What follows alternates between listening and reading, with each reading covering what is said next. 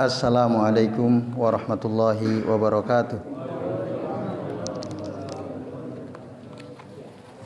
Innal hamdalillah nahmaduhu wa nasta'inuhu wa nastaghfiruh wa na'udzu billahi min sururi anfusina wa min sayyiati a'malina. May yahdihillahu fala mudhillalah wa may yudlil fala hadiyalah. Asyhadu an la ilaha illallah wahdahu la syarikalah wa asyhadu anna Muhammadan abduhu wa rasuluh. Allahumma shalli wa sallim wa barik ala Muhammad wa ala ali Muhammad kama shallaita wa barakta ala Ibrahim wa ala ali Ibrahim bil alamin innaka Hamidum Majid. Amma ba'du.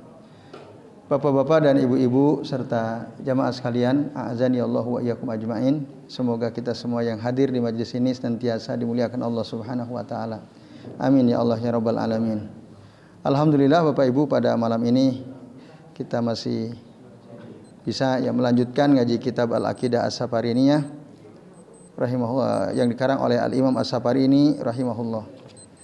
Dan kita akan melanjutkan pasal tentang pembahasan tentang sahabat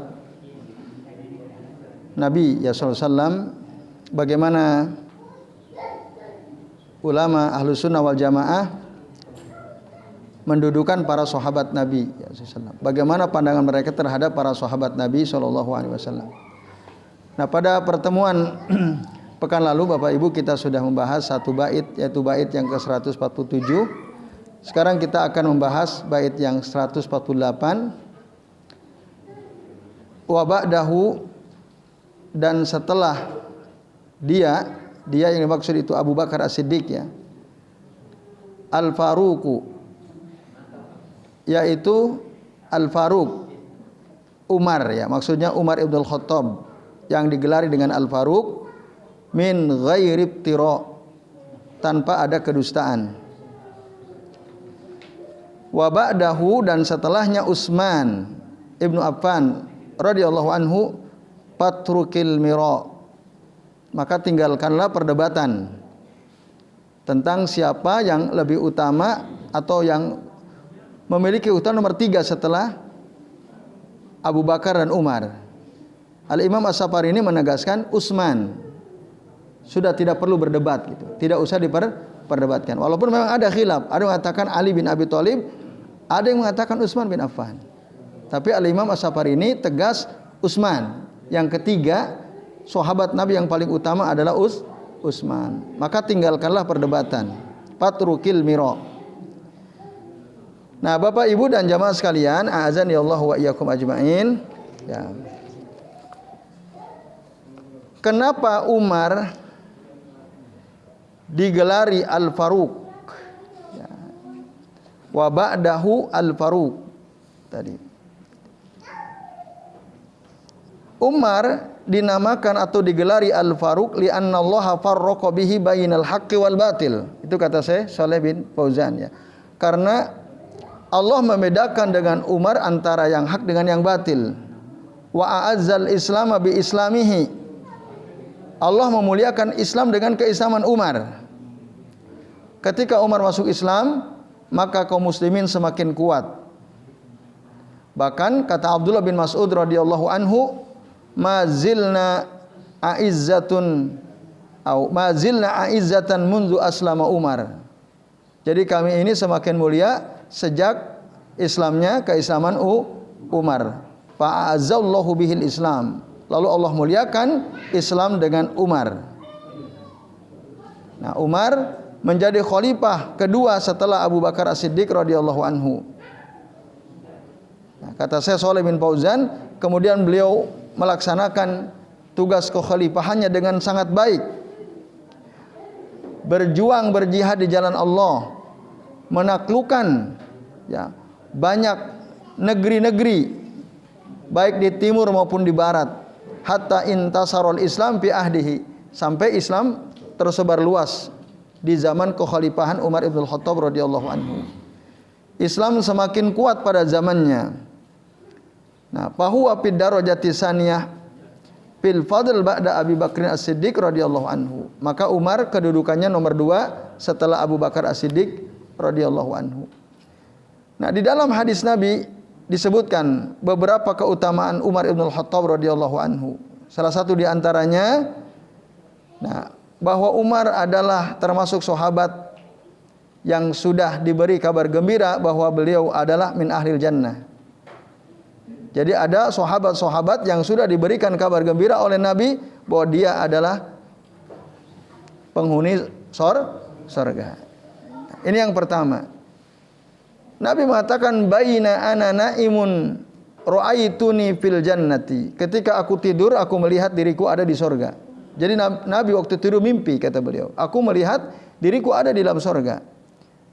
Fa idza imra'atun tatawaddau ila janibi qasr. Tiba-tiba ada seorang wanita wudu di samping istana. Fakultu, lalu aku bertanya, liman hadza, untuk siapa wanita ini? Bidadari ini untuk siapa? Faqalu, lalu penduduk surga itu mengatakan li Umar, katanya untuk Umar. Nah, ini.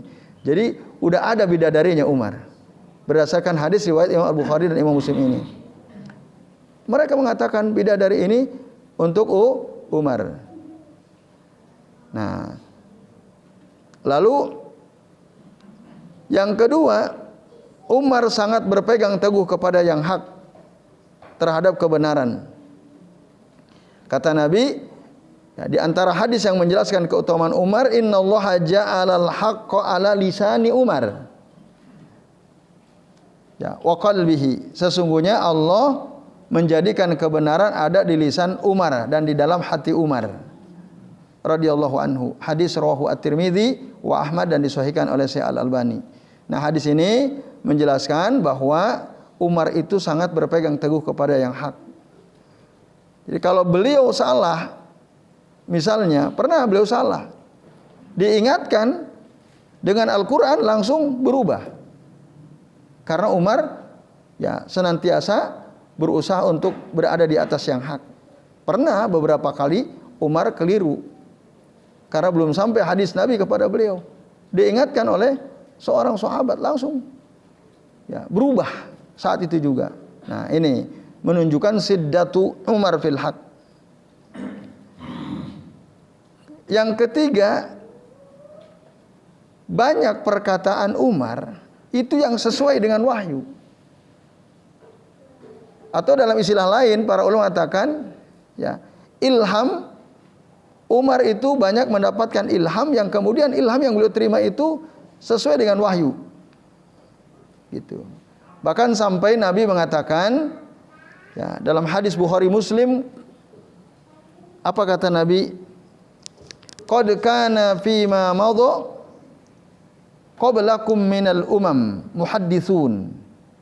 Nah, atau dalam istilah redaksi yang lain, qad kana fi ma madha qablakum minal umam unasum muhadditsun.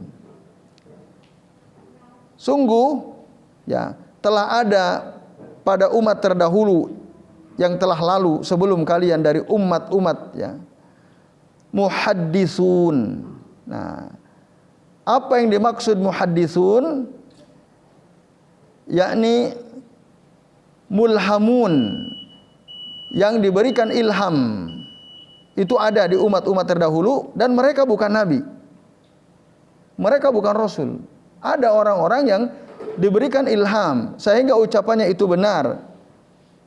Nah, lalu kata beliau, fa iyyaku fi ummati ahadun, jika di dalam umatku ada seseorang yang seperti itu tadi ya, mendapatkan ilham dan benar ucapannya, fa innahu Umar, maka dia adalah Umar ibn Khattab radhiyallahu anhu. Hadis rawahu Al-Bukhari wa Muslim. Nah, Bapak Ibu dan jamaah sekalian, a'azanillahu wa iyyakum ajmain, berdasarkan hadis ini, jadi Umar ibn Khattab itu Bapak Ibu adalah orang yang sering mengatakan sesuatu yang benar, bahkan dibenarkan oleh Al-Quran, padahal Umar bukan nabi. Umar bukan nabi. Nah, bahkan ada ulama yang meneliti apa saja ayat yang turun untuk membenarkan perkataan Umar. Itu ada, bukan hanya satu dua. Nah, maka Umar ini termasuk orang yang banyak mendapatkan ilham tapi bukan wahyu dan bukan nabi, tapi ucapannya dibenarkan. Gitu. Ucapannya dibenarkan. Yulhamun ila rusdi was-shawab min ghairi ayyursilallahu ilaihim wahyan kal anbiya. Jadi Umar di antara orang yang diberikan ilham kepada petunjuk, kepada kebenaran, tapi Allah tidak utus dia. Allah tidak berikan kepadanya wahyu sebagaimana kepada para nabi. Nah, ini menunjukkan keutamaan Umar ibn Khattab radhiyallahu anhu. Jadi Umar ucapannya seringkali benar, bahkan dibenarkan oleh Allah, sehingga turun Al-Quran untuk membenarkan perkataan Umar. Kemudian Umar adalah seorang sahabat Nabi yang ditakuti oleh syaitan. Gitu. Ada banyak riwayat ya. Salah satu di antaranya hadis Bukhari Muslim.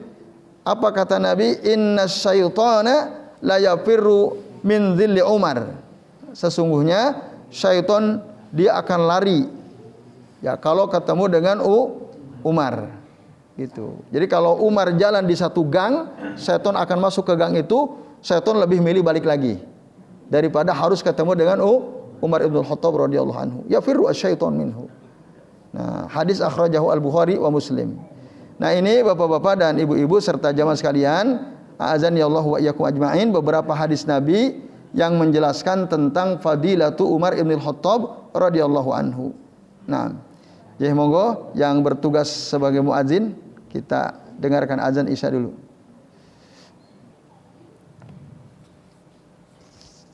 Alhamdulillah Bapak Ibu dan jemaah sekalian, ya kita sudah memasuki waktu Isya. Kami lanjutkan sedikit untuk memanfaatkan waktu antara azan dan iqamah. Nah, jadi itu Bapak Ibu dan jemaah sekalian beberapa fadilatu Umar ibn Khattab yang diterangkan di dalam hadis ya. Dan di antara hadis lain yang juga menerangkan keutamaan Umar adalah hadis dari putranya sendiri, Abdullah bin Umar. Beliau mengatakan, qala Rasulullah SAW, ya, baina ana naimun id ataitu biqadahi labanin fasaribtu minhu. Ketika aku tidur, kata Rasul, tiba-tiba aku diberikan, ya, id utitu biqadahi labanin fasaribtuhu. Aku diberikan semangkok susu. Lalu aku minum susu tersebut. Summa a'taitu. Ya, kemudian aku memberikan padli susu sisa minumku Umar ibn al-Khattab radhiyallahu anhu. Kepada Umar ibn al-Khattab radhiyallahu anhu. Lalu para sahabat tanya, qalu fama awwaltahu ya Rasulullah? Apa yang menyebabkan engkau mendahulukan Umar duhai Rasulullah daripada yang lain? Apa jawab Nabi? Qala al-ilm, karena ilmu. Nah, itu jawaban Nabi ketika ditanya oleh para sahabat, kenapa kok Umar yang didahulukan, diberikan sisa minum susu Nabi SAW. Hadis rawahu Al-Bukhari wa Muslim. Nah, itu diantara beberapa dalil, ya ada 5 tadi. Kemudian Umar itu gelarnya Al-Faruq, nama kunyahnya Abu Hafs. Istahara bismihi wa laysa bikunyati. Beliau lebih populer dengan nama aslinya daripada dengan kunyahnya. Sebaliknya Abu Bakar As-Siddiq istahara bi kunyatihi, ya, lebih masyhur daripada dengan kunyahnya daripada dengan namanya. Ada memang sahabat-sahabat yang lebih masyhur dengan kunyah, seperti Abu Bakar, Abu Hurairah, nah, Abu Darda, Abu Sufyan. Yang ada abu-abunya, nah, itu kunyah, betul. Nah, siapa lagi? Abu. Nah, itu. Tapi ada juga yang lebih masyhur dengan nama aslinya seperti Umar ini. Walaupun beliau sebenarnya punya nama kunyah yaitu Abu Hafs. Hafs itu putra beliau yang paling tua dari istri yang pertama. Umar punya 5 istri. Nah, anaknya 11 dan punya budak wanita. Budak wanita kan boleh digauli tanpa dinikahi. Seorang budak wanita yang jadi ummu walad digauli oleh Umar, hamil 2 kali, punya anak 2. Nah, jadi total istrinya 5, sariyahnya 1, anaknya total ada 13. nama kunyahnya dinisbatkan kepada anak paling tua, yaitu Hafs. Nah, Hafs itu adalah ibunya Zainab bintu Maz'un. Zainab bintu Maz'un itu istri pertama Umar, punya anak 3, yaitu Hafs, Abdullah bin Umar, Abdurrahman, sama Hafsah bintu Umar. Itu istri pertama, punya anak 4 yang Hafsah serta Abdullah bin Umar masyhur ya. Abdullah bin Umar masyhur dengan hadis-hadisnya. Hafsah adalah salah satu istri Nabi sallallahu alaihi wasallam. Nah, ini Bapak Ibu dan jamaah sekalian, a'azani Allahu wa iyyakum ajmain. Jadi apa tadi nama kunyahnya Umar? Di sisi lain, Hafs. Al-Hafs itu artinya singa. Singa. Ya, Al-Asad. Maka kenapa Umar disebut Abu Hafs? Karena juga cocok dengan keberaniannya. Sangat berani. Ya, Umar. Nah, itu. Maka dia diberi kunyah Abu Hafs. Nah, ini Bapak Ibu dan jamaah sekalian, a'azani Allah wa iyyakum ajmain. Yaitu keterangan tentang keutamaan Umar Ibn Khattab radhiyallahu anhu. Yang terakhir yang pada kajian ini maksudnya, dan setelah Utsman bin Affan radhiyallahu anhu. Nah, jangan berdebat, sudah sepakati bahwa Utsman lah sahabat nomor 3 yang terbaik ya dari kalangan kaum muslimin. Nah, Bapak Ibu dan jamaah sekalian, Utsman bin Affan ini adalah digelari dengan Dzunurain. Dzunurain, pemilik 2 cahaya. Ini masyhur ya disebut Dzunurain. Kenapa? Karena menikahi 2 putri Nabi. Ya, yaitu Ruqayyah dengan Ummu Kulsum radhiyallahu anhuma. Dua-duanya putri Nabi. Jadi setelah Ruqayyah meninggal dunia, lalu oleh Nabi dinikahkan lagi dengan putrinya yang lain, yaitu Ummu Kulsum. Makanya dia disebut dengan Dzunurain. Menjadi khalifah yang ketiga setelah Umar Ibn Khattab radhiyallahu anhu wafat, dibunuh. Nah, waktu itu Umar memilih ada 6 orang sahabat untuk bermusyawarah, dan mereka sepakat ya memilih Utsman bin Affan sebagai khalifah pengganti Umar radhiyallahu anhu. Nah, beliau ini banyak mengeluarkan dana untuk perjuangan di jalan Allah Subhanahu wa taala. Bahkan ya pernah dalam satu peperangan beliau menyiapkan ya pasukan-pasukan yang kesulitan, tidak punya nafkah untuk berangkat perang, itu dicukupi oleh Utsman bin Affan radhiyallahu anhu. Banyak menginfakkan hartanya di jalan Allah Subhanahu wa taala pada saat di mana kaum muslimin sangat membutuhkan. Nah, dan beliaulah, nah tadi sempat disinggung oleh Pak Agus ya, sahabat yang pertama kali mengumpulkan Al-Qur'an, menulis Al-Qur'an dalam satu mushaf. Yang sampai saat ini kita kenal ada yang disebut dengan mushaf Utsmani. Karena ketika Al-Qur'an turun di zaman Nabi, ditulis di berbagai macam sarana. Ada yang di atas tulang, di atas batu, di atas pelepah kurma, tercecer di mana-mana. Nah, bahkan Bapak Ibu dan jamaah sekalian, ada beberapa perbedaan ya tentang jumlah ayat dalam satu surah misalnya. Tentang jumlah surah itu sendiri, waktu itu sempat ada perbedaan di antara kalangan sahabat setelah wafatnya Rasulullah SAW.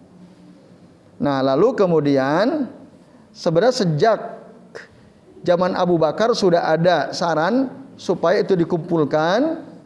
Lalu di zaman Umar dikumpulkan. Nah, menjadi satu mushaf lalu disimpan di putrinya Hafsah bintu Umar, istri Nabi SAW. Tapi waktu itu perbedaan-perbedaan dari beberapa sahabat masih ada. Lalu terjadilah musibah besar waktu itu pada saat perang Yamamah, Bapak sekalian. Qutila kasirun min qurra'i sahabati radhiyallahu anhum ajmain. Banyak sekali sahabat para penghafal Quran yang terbunuh dalam perang Yamamah tersebut. Itu. Maka para sahabat khawatir Al-Quran akan hilang lambat laun. Bahkan mungkin perbedaan akan semakin tajam terjadi. Maka ya waktu itu ya ada inisiatif dari beberapa orang sahabat untuk mengumpulkan Al-Quran dalam satu mushaf. Nah, waktu itu sejak Abu Bakar sudah ada, fi ahdi Abi Bakrin pengumpulan sudah ada. Nah, lalu tapi karena perbedaan masih terjadi, nah kullu lahu mushafin qad takhtalifu qira'atuhu an qira'atil akhari. Jadi ada bacaan sahabat fulan berbeda dengan bacaan sahabat fulan. Maka pada saat Utsman bin Affan menjadi khalifah, Bapak sekalian, nah atas saran dari Hudzaifah ibnul Yaman, ini kalau dibiarkan banyak perbedaan cara baca Al-Quran, nanti umat akan bingung. Nah waktu itu disarankan oleh Hudzaifah ibnul Yaman, beliau datang menghadap Utsman sebagai khalifah untuk ya diputuskan Al-Quran digabungkan dalam satu mushaf, lalu yang lainnya dihilangkan. Nah, Bapak Ibu dan sekalian, akhirnya Utsman setuju. Waktu itu menunjuk Zaid bin Sabit untuk menjadi ketua, dalam tanda kutip ya, ketua pengumpulan Al-Quran. Yang waktu itu Zaid bin Sabit menolak. Aku lebih baik ya, disuruh untuk memikul gunung daripada disuruh untuk menulis mushaf Al-Quran, dikumpulkan jadi satu mushaf. Kenapa? Karena Zaid bin Sabit khawatir ini bid'ah. Di zaman Nabi saja aku nggak disuruh. Loh kok sekarang aku disuruh? Nah ini dalam kitab Nafahat min Ulumil Quran dijelaskan cerita detailnya bagaimana takutnya Zaid bin Sabit untuk menjalankan tugas berat ini. Beliau lebih memilih untuk memikul gunung daripada menulis mushaf dikumpulkan menjadi satu. Akhirnya atas nasihat dari para sahabat senior yang lain, Zaid pun akhirnya terbuka dan beliau pun mau. Nah, apalagi ada hadis Nabi, alaikum bisunnati wa sunnatil khulafa'ir rasyidin al-mahdiyyin. Hendaklah kalian mengikuti sunnahku dan sunnah para khulafa ar-rasyidin al-mahdiyyin. Utsman salah satu sahabat yang mendapat rekomendasi dari Nabi untuk diikuti sunnahnya. Maka kalau ada orang mengatakan ada bid'ah hasanah, apa buktinya? Itu Utsman mengumpulkan Quran. Di zaman Nabi tidak ada kan itu. Mereka lupa Utsman bin Affan itu sudah dapat rekomendasi dari Nabi, ikuti sunnahnya. Nah maka akhirnya Zaid bin Sabit dan beberapa orang sahabat yang jadi tim pengumpul Al-Quran menyanggupi, dan akhirnya Bapak Ibu ditulislah dalam satu mushaf, dikumpulkan, dan seluruh ya apa yang tersebar di sahabat-sahabat yang lain itu dihilangkan. Bahkan Umar menyuruh untuk amara bi ihraqi ma'ada hadal mushaf li ajli ayyajma'an nasu ala mushafin wahidin. Jadi semua dibakar, kumpulin. Jadi yang terserak di mana-mana itu dikumpulin seluruhnya, lalu dibakar. Dibakar. Hanya ada satu mushaf. Nah, yang disebut dengan mushaful imam itulah mushaf al-Utsmani itu. Nah, apa tujuan kok kenapa dibakar? Supaya orang ya sepakat dengan satu mushaf saja, tidak bingung, wala yatafarraqu, dan tidak berbeda-beda. Dan akhirnya semua sahabat sepakat, mereka berkumpul, mereka setuju sepakat untuk menggunakan satu mushaf, yaitu mushaf yang dikumpulkan, dikumpulkan pada zaman Utsman. Nah, itulah yang yusamma bil mushafil Utsmani, ay al mushaf al imam. Dan ada sampai sekarang. Nah ini Bapak Ibu dan jamaah sekalian, a'azani Allah wa iyyakum ajmain. Nah termasuk hal yang baru di zaman Utsman adalah apa? Azan Jumat 2 kali. Di zaman Rasul Abu Bakar, Umar, azan Jumat 1 kali. Di zaman Utsman ada 2 kali. Maka ada kaum muslimin sampai hari ini azan Jumat 2 kali. Karena itu memang sunnah daripada Utsman bin Affan radhiyallahu anhu. Untuk apa? Karena waktu itu kan belum ada speaker kayak sekarang. Orang kumpul di tempat-tempat kumpul di pasar-pasar, diberitahu agar mereka siap-siap sebentar lagi mau azan Jumat. Tapi cara memberitahunya dengan azan. Nah, itu dikenal dengan azan pertama. Nah, kemudian orang jadi siap-siap, mereka ya, meninggalkan kesibukannya untuk berangkat ke masjid, Nah, ketika mereka berkumpul di masjid, nah lalu ada azan kedua. Jadi azan pertama itu tidak di masjid, keliling. Jadi kalau ada umat Islam sekarang azan 2 kali, semua di masjid, itu tidak sesuai sebenarnya. Tidak sesuai. Nah, kalau menurut ya apa yang dilakukan di zaman Utsman, yang azan pertama itu keliling, mendatangi orang. Bukan di masjid. Baru nanti azan keduanya di masjid. Nah, yang sekarang itu 2 kali azan semua dilakukan di masjid. Nah, ini perbedaan apa yang terjadi di zaman sekarang dengan yang terjadi di zaman Utsman bin Affan radhiyallahu anhu. Jadi baik Bapak Ibu dan jemaah sekalian, ini bait yang ke-148 ya. Terima kasih atas perhatiannya. Mudah-mudahan bermanfaat. Karena ini sudah jam 7:09. Maka mari kita akhiri kajian kita dengan doa kafaratul majlis. Subhanakallahumma wa bihamdika asyhadu an la ilaha illa anta astaghfiruka wa atubu ilaik. Wa sallallahu ala Muhammadin wa ala alihi wa sahbihi wa baraka wa sallama alaihim ajmain. Billahi taufiq wal hidayah. Wassalamualaikum warahmatullahi wabarakatuh.